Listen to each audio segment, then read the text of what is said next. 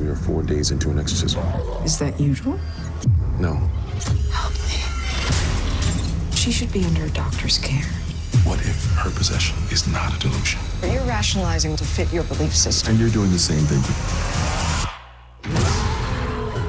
Bonjour à tous et à toutes et bienvenue dans la Watchlist, l'émission qui vous parle séries télé de science-fiction, fantasy et fantastique. Ici Guillaume et je suis en compagnie de Briac. Salut Briac. Hello. Et de Justine. Salut Justine. Salut, ça va bien? Ça va bien, écoute. Très content de vous retrouver pour cette Watchlist Halloween Special. L'année dernière, à cette époque, nous vous avions proposé une émission sur les épisodes spéciaux d'Halloween, justement. L'exercice nous avait bien plu. N'hésitez pas d'ailleurs à regarder ou à écouter cette émission si ce n'est pas déjà fait. On vous la recommande chaudement. Donc on revient cette année avec une trilogie de Watchlist Halloween Special pour vous parler, cette fois pas tant d'épisodes spéciaux, mais d'épisodes que l'on pourrait regarder le soir d'Halloween. Donc dans cette Watchlist, Briac, tu vas nous parler pour la première fois chez Spoilers d'une série fantastique qui me semble avoir été assez appréciée ces dernières années, puisque tu nous as proposé l'épisode 5 de la saison 1 de Evil, le bien nommé October 31 ou La Nuit d'Halloween en VF. Oui, je vous ai proposé cet épisode. Alors, je vais faire une petite présentation de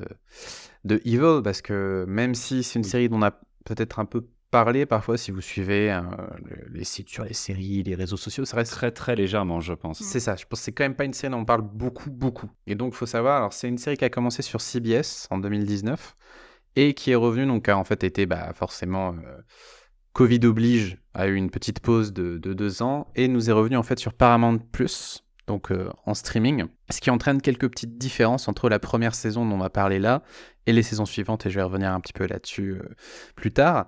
Et donc c'est une série créée par les showrunners donc Robert et Michelle King, qui sont à l'origine de séries comme The Good Wife, son spin-off The Good Fight, Brain Dead. Alors, ils préparent un nouveau truc maintenant, mais donc ce sont des showrunners à succès, qui ont connu qui ont fait des séries qui ont quand même très très bien marché et très habitués à ce format, qui mêle feuilletonnant épisodique, donc qui est déjà celui de Supernatural qu'on a évoqué dans l'épisode précédent de la watchlist Halloween. Mais il n'y a pas que les King qui travaillent sur Evil, il y a aussi Rockne O'Bannon, et qui est donc le créateur, lui, de Farscape, série dont on n'a pas non plus parlé tellement dans Spoilers encore, mais série de SF qui est aussi une série avec beaucoup d'humour, et Evil est une série qui joue pas mal sur l'humour, je vais revenir là-dessus aussi. Alors le concept d'Evil, c'est de suivre une équipe en fait d'experts recrutés par l'Église catholique, qui va en fait les envoyer, alors on est à New York principalement, et qui les envoie en fait enquêter sur des phénomènes surnaturels et en priorité en fait essayer de déterminer si il y a nécessité d'exorcisme, donc de savoir si on va être face à une psychose, une maladie mentale, ou face à un vrai cas de possession démoniaque. Donc ça c'est le point de départ de la série. Et on va suivre donc l'héroïne, qui est Christine Bouchard, qui est donc une psychologue légale, donc qui travaille plutôt avec la police. David Acosta, qui lui est un séminariste, donc qui aspire à devenir prêtre, et Ben Shakir, qui lui est un expert. Alors, on nous dit expert en technologie, ce qui est un petit peu vague, et ça va être grosso modo le scientifique de la bande, quoi. C'est-à-dire qu'il sait à peu près tout faire, il connaît tout sur les réseaux sociaux, Il en faut toujours il dans peut les hacker des trucs, voilà.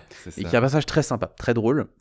Et donc déjà, en fait, ce qui est intéressant, c'est que ça commence un peu dans une veine X-Files, avec ces personnages qui vont forcément avoir des points de vue un peu divergents. On imagine que le prêtre va, lui, vouloir plutôt croire, et au contraire, le psychologue, non, va vouloir essayer d'expliquer ça avec des termes scientifiques. Mais déjà, le fait d'avoir deux experts différents, avec la psychologue et le gars plutôt versé technologie, va aussi déjà d'emblée nous amener vers des explications un peu plus variées, déjà au sein des épisodes. Et ils vont quand même assez rapidement s'écarter de juste ces questions de est-ce qu'il y a vraiment une possession ou pas, est-ce que c'est quelqu'un qui souffre d'un trouble, etc.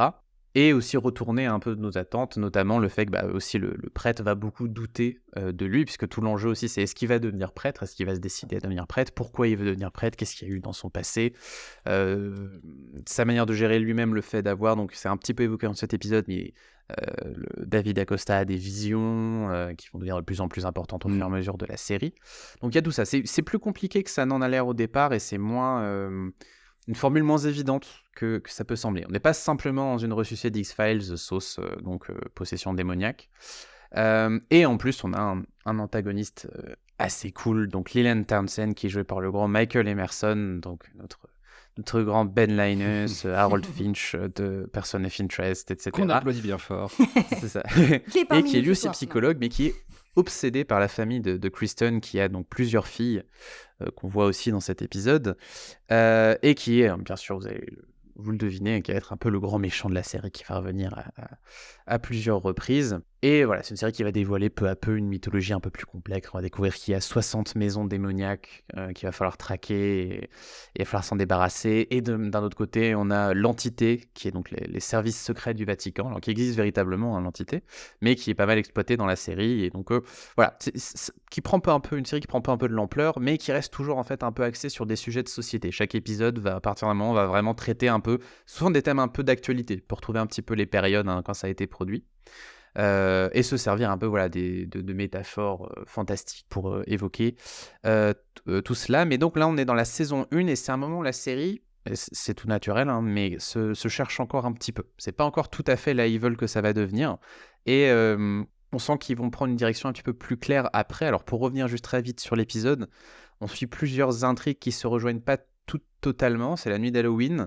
Kristen et David vont justement expertiser un exorcisme qui est en cours et qui ne se passe pas bien, qui est en train de qui dure depuis beaucoup trop longtemps, donc voir ce qui se passe, est-ce qu'en fait on n'est pas justement une situation qui requiert plutôt le regard d'un psychologue, et ils vont être en désaccord sur ce qu'il va falloir faire, en désaccord avec également les prêtres sur place, et à côté on a Ben qui participe à une émission de télé Demon Hunters, où il va justement venir lui faire du debunking, hein, un peu zététicien. Il va essayer de montrer que c'est impossible, toutes ces occurrences surnaturelles dont parle l'émission, et se rapprocher aussi d'une des animatrices de celle-ci. Et en parallèle, on a encore une autre intrigue qui va tourner autour des enfants de Kristen qui sont gardés par leur grand-mère et qui vont accueillir donc une amie ou une voisine, je ne Une sais voisine, plus ouais, ce que une c'est censé petite être. fille, Oui, une voisine qui voisine. doit venir faire fêter Halloween avec eux. Et donc ça va être un personnage jeune fille masquée, mais qui va se révéler être autre chose, et donc une menace un peu plus inquiétante. Qui va être Michael Emerson. Non. Exactement. Le Scooby-Doo. Mais alors, avant d'aller un petit peu plus en détail, comme je suis le seul qui a vu Evil ici, et de vous resituer un peu l'épisode par rapport à la série, et puis des choses qu'on pourrait dire en général sur la série, je suis un peu curieux d'avoir justement vos avis. À vous qui découvrez la série à travers cet épisode. Alors effectivement, moi je connais pas du tout la série et je découvre là avec cette atmosphère bien creepy. Alors je ne sais pas, tu me diras si c'est l'ambiance un peu habituelle de la série ou si c'est l'ambiance Halloween qui ajoute un petit peu tout ça. Il y a toute la réflexion sur l'exorcisme et sur l'investigation paranormale, tu vois, avec tout le débat qui a lieu entre en fait les différents groupes de personnages, mais qui opposent différentes formes de croyances, hein, parce que t'as la foi et t'as même plusieurs degrés de foi. T'as la science, t'as la fascination pour le paranormal, des choses comme ça. Donc tout ça, ça propose un débat assez intéressant et avec des personnages où tu sens qu'il y a un arrière-plan, où ils ont tous un background qui va nourrir à chaque fois tout ça. Et ça, je suppose en fait que c'est quelque chose qui constitue un peu le sujet au long cours de l'ensemble de la série ou de la saison peut-être. Donc là, c'est intéressant, mais sur un seul épisode, moi j'ai pas assez de matière, tu sais, pour voilà. Donc ça donne envie de rentrer plus dans la série pour voir un peu comment ils arrivent à équilibrer ou pas ces discours justement. Et moi j'ai envie de savoir si il y a un discours qui prend l'ascendant. Voilà, tu vois, j'ai envie de savoir si on va retrouver un discours rationnel derrière, ou est-ce que on va partir sur des exorcismes, ou voilà. J'ai un peu envie d'avoir et j'ai très peur d'être frustrée, parce qu'à mon avis, la série doit rester dans un flou artistique. Mais bon, ça c'est mon impression. Enfin, je sais pas, tu me diras, Briac. Oui, je reviens un peu là-dessus après, mais en gros, à partir de la saison 2, on va aller beaucoup plus dans le fantastique, même si on va garder une ambiguïté par moment, et certains personnages qui vont jamais totalement rentrer dans la sphère fantastique ou jamais vraiment y croire, mais en tant que spectateur, on a peu de doutes. Il y a des choses qui vraiment, au bout d'un moment, ne peuvent être que expliquées par la présence de démons, etc. Mais oui, on va rentrer plus clairement là-dessus. Et oui, quand tu finis la série, oui, les démons existent. Il y a des choses qui se passent vraiment, c'est sûr. Donc ça s'affirme ouais, vraiment par la suite. Du coup, il y a tout cet aspect-là qui vraiment, moi, me fait le plus rentrer dans la série, tu vois, qui me donne envie de vraiment de regarder qui trouve que c'est une bonne porte d'entrée, en fait, dans la série. Et après, il y a tout ce passage vraiment spécifique Halloween, en mode soirée d'Halloween par les petites filles, qui... alors, j'ai pas dormi de la nuit, donc je ne sais pas si c'est un lien, mais ça n'a peut-être pas aidé. Écoute, Ah mince. mais cette espèce de... Attends, mais moi, vous avez vu, j'aime les choses animées et toutes mignonnes. Hein. Là, on a un espèce de jeu hyper morbide lancé par la petite fille masquée. Alors, la structure est bien gérée. Hein. On a une montée progressive des tensions avec un jeu d'enfant qui, déjà commence, tu vois, à prendre des intonations un petit peu malsaines très rapidement dans l'orientation du jeu. Et puis après, il y a le déplacement dans la maison, ensuite le déplacement à l'extérieur de la maison et l'accentuation de l'angoisse sur justement l'identité de la petite fille en question. Donc ça, c'est très bien construit. Si toutefois on regarde que cet épisode, qui a été mon cas parce que je suis d'une... Comment on dit ? Une poule mouillée, c'est ça le terme ? Voilà. Parce que je suis une poule mouillée. Je reste un petit peu sur ma faim, justement avec ce côté bien angoissant de la petite fille, mais j'aurais bien voulu avoir une fin un peu plus claire sur qui sait ce qu'elle implique, les conséquences que ça a. Tu vois, j'aurais voulu un peu un épisode bouclé à ce niveau-là, avec... un dénouement peut-être un peu plus explosif ou un peu plus cathartique, peut-être, c'est peut-être mon goût pour les résolutions qui parlent, mais là je trouve que ça renforce l'angoisse d'avoir cette fin qui n'en est pas vraiment, et Halloween n'est pas une période pour se faire peur, contrairement aux apparences, voilà. Donc moi je trouve que ça marche très bien, l'ambiance un peu creepy dans l'épisode. Mais de fait, moi, c'est pas ce que j'ai envie de regarder très souvent. Mais de fait, ça marche pour Halloween. Je vais rejoindre Justine sur pas mal de points, parce que moi non plus, j'ai pas regardé Evil dans son entièreté. Je n'ai vu que cet épisode. J'avoue que je n'avais pas prévu particulièrement de la regarder. De loin, je voyais les artworks, je savais que la série était appréciée, mais bon, je ne m'étais pas forcément dit que c'était ma came, même si Michael Emerson, même si Mike Colter, qui est un acteur que j'aime bien. Et donc, quand même assez curieux de découvrir la série à travers cet épisode. Ça a été assez marrant, en fait, d'essayer de plonger dans la série à travers, comme ça, un épisode de cette saison 1. On est à peu près à la moitié de la saison 1, pas tout à fait, mais à peu près. C'est pas évident. Faut essayer de remettre les pièces du puzzle un peu comme on peut, mais ça se fait. Parce que les personnages, j'ai l'impression, continuent d'être caractérisés aussi dans cet épisode. Le spécialiste de la technique, il fait son taf de spécialiste de la technique, hein, il débunk comme tu l'as dit, enfin voilà, chacun est aussi dans une opposition comme ça idéologique ou par rapport à ses croyances ou ses expertises, on va dire. Donc voilà, au bout d'un moment tu comprends effectivement les dynamiques, ça marche assez bien. Et petite parenthèse, mais en vrai c'est un exercice que j'ai trouvé assez intéressant de comprendre justement un peu la narration plus globale en regardant juste cet épisode. Et ça m'a fait penser, mini digression, à un podcast qui s'appelle Le Début de la Fin d'ailleurs, qui est un podcast dont chaque épisode est centré sur une série. Ils regardent le premier épisode et le dernier épisode ils en discutent et ils essayent de comprendre comment on en est arrivé là, que je trouve assez intéressant comme concept.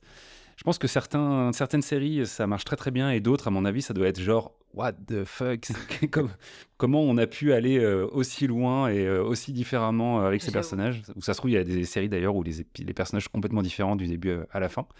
Bref, je m'égare, mais en tout cas, oui, je trouve que c'est un vrai épisode d'Halloween, même s'il n'a pas été diffusé le soir d'Halloween exactement, mais on était quasiment la semaine d'Halloween, parce que voilà, on a cette ambiance, ces enfants costumés, ces scènes de trick-or-treating, etc. Moi, j'avais un petit peu peur que l'épisode soit effrayant. Je pensais que la série, c'est marrant d'ailleurs, hein, comme tu as cité X-Files, mais un peu comme X-Files, j'avais peur d'avoir peur. Et en fait, notamment à travers l'arc de l'exorcisme, on a d'ailleurs un clin d'œil, une citation très appuyée au film de Friedkin, mais avec ce petit twist que c'est le personnage du docteur qui est mis en lumière de cette manière-là, et pas le personnage du prêtre. Voilà, c'est amusant, c'est pas très fin, mais même moi je l'ai eu, donc voilà, c'est assez visible, hein, clairement. Mais du coup, je me suis dit, ok, ça part en exorcisme, ça part en truc un peu crado, ça part dans le trauma du film avec du vomi et des têtes qui tournent à 360, quoi. Et en fait, pas du tout. Enfin, pas tant. Il y en a. Il y en a, mais ça reste très light, quoi. Ouais. C'est réaliste ce qu'il faut. C'est du vomi light. C'est ça, non mais oui, il est presque transparent. Non, mais il y a effectivement la personne à exorciser, bon, elle est assez malmenée, et elle a physiquement, on sent qu'elle est dans la souffrance, hein. Mais en fait, l'épisode n'est pas là-dessus.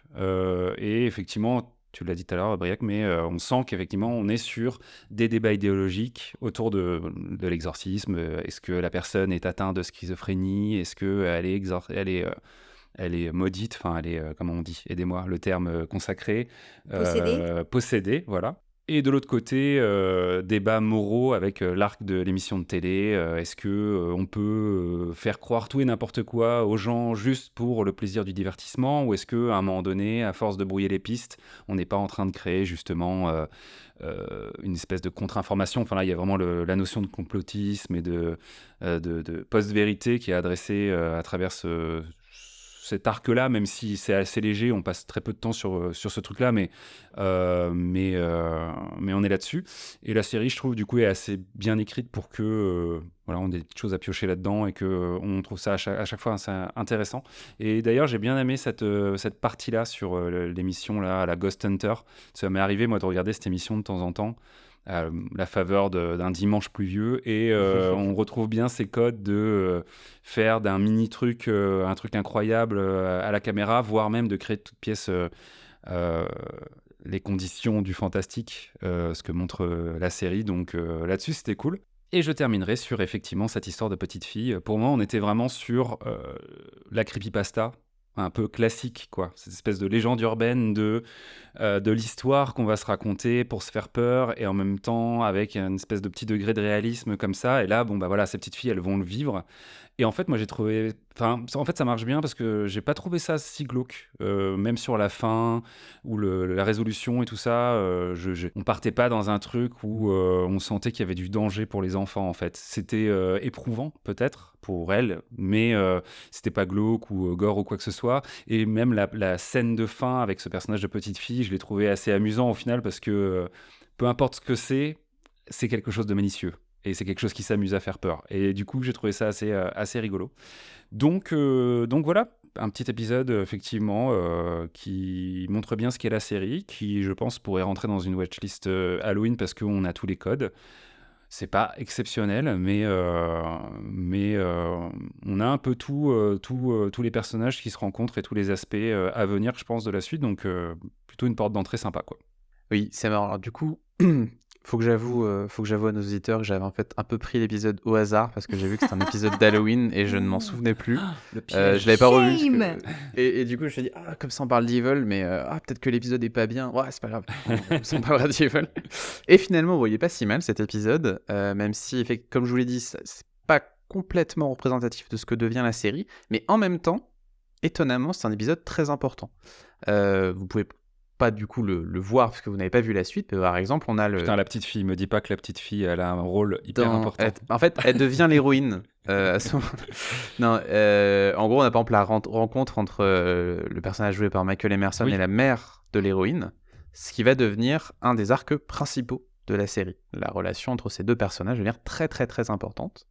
Et plein de petits éléments qui sont introduits là. Par exemple, on découvre un énorme trou dans la cave des Bouchards. Pareil, ce trou va revenir plusieurs fois et se révéler plus important qu'il n'en a l'air au départ. Donc en fait, j'ai été surpris, moi, en fait, justement, qui vient de regarder la dernière saison, de voir tous ces éléments-là étaient déjà là, et j'avais complètement oublié, parce que l'ayant vu donc maintenant 5 ans, j'avais zappé que c'était déjà là, toutes ces idées-là. Alors maintenant, j'ai 2 mauvaises nouvelles par rapport à ce que vous m'avez dit de la série. La première, c'est que si jamais vous voulez la regarder un jour, c'est sans doute un des épisodes les moins flippants. Après, il y a des choses qui vont par contre plus loin, Ça et se passe en moi, il y a merci. il y a du jump scare, il y a des choses plus inquiétantes que ça, notamment par exemple Kristen, donc l'héroïne, qui est dès la saison 1 hantée par un démon qui va apparaître la nuit, elle fait de la paralysie du sommeil, et il vient la voir. Et il y a quelques petits moments dans la série qui marchent pas mal.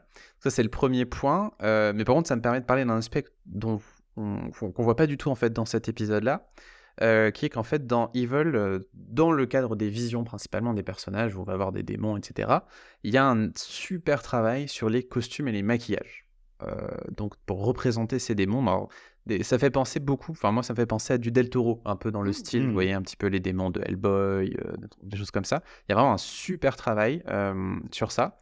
Autant les images de synthèse sont assez peu réussies en général, par contre, le maquillage et les costumes, c'est génial. On est très content de voir un peu toutes ces créatures apparaître. Ça, c'est vraiment un des petits bonheurs de la série. C'est-à-dire que je pense qu'il y a une bonne partie du budget qui est partie là-dedans, et c'est quelque chose qu'on voit plus forcément énormément à la télévision maintenant. Comme on pouvait, justement, je le disais, on parlait d'X-Files, on parlait de Buffy, on avait un petit peu le plaisir de voir ce qu'on allait faire avec du latex chaque semaine, qu'est-ce qu'ils allaient nous proposer.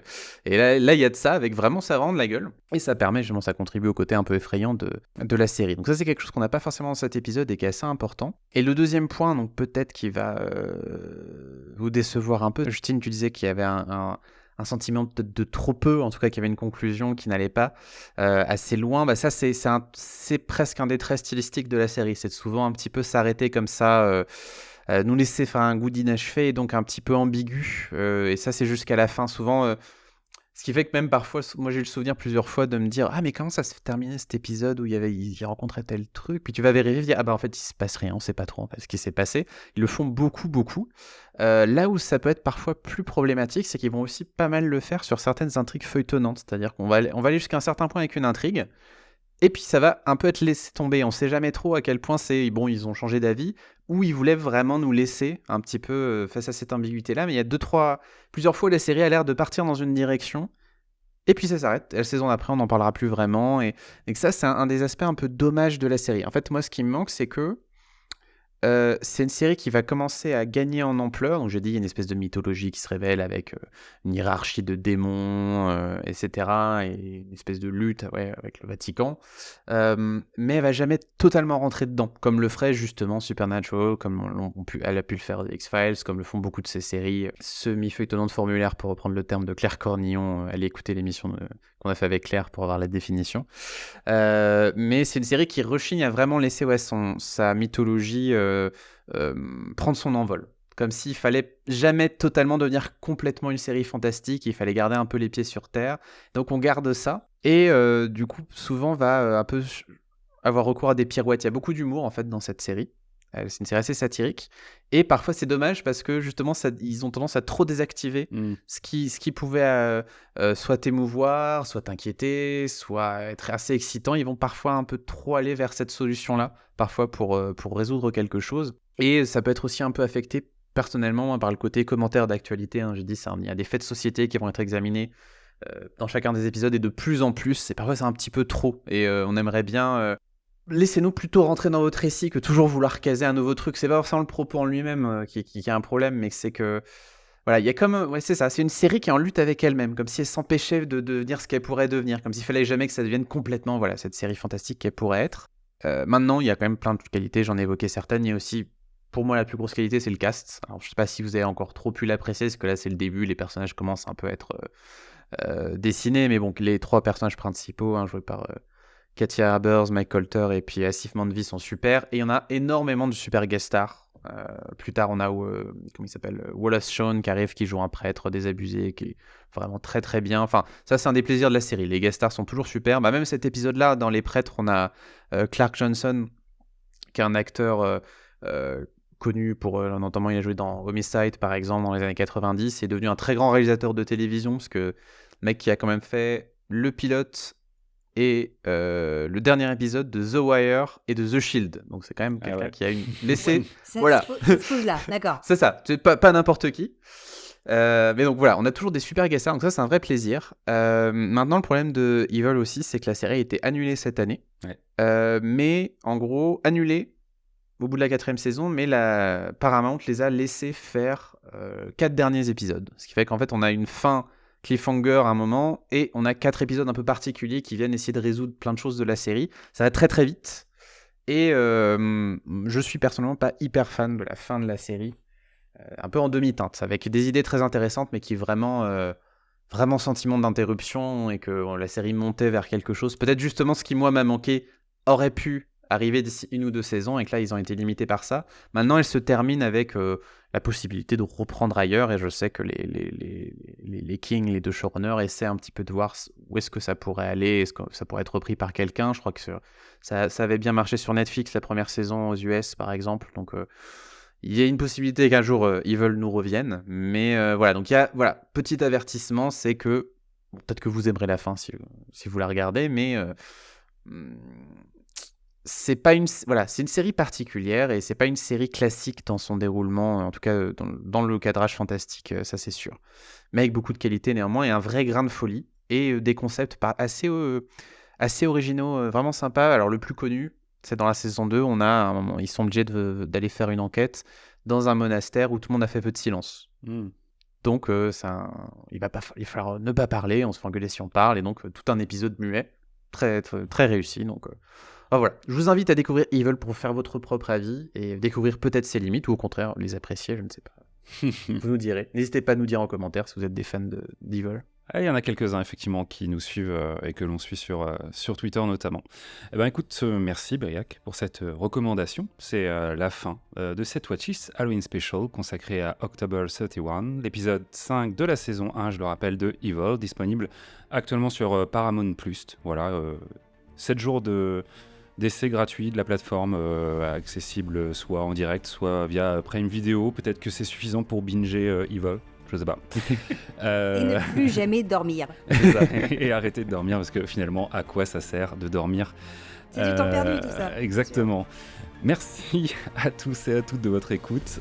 N'hésitez pas à découvrir nos 2 autres watchlists Halloween Special consacrés à Scooby Natural de la série Supernatural et à Blink de Doctor Who, ainsi que notre émission dédiée à ce format automnal de nos séries favorites qu'on avait enregistrées en 2023 et dont les liens sont en description de ce podcast. N'hésitez pas non plus à vous abonner à l'émission Spoiler sur votre fournisseur préféré de podcast et à nous mettre 5 étoiles et un petit commentaire. Voilà, vous commencez à avoir l'habitude. C'est la meilleure manière de nous soutenir encore cette année. Merci à celles et à ceux qui l'ont déjà fait et à bientôt pour de nouvelles watchlists. Salut. À bientôt. Salut.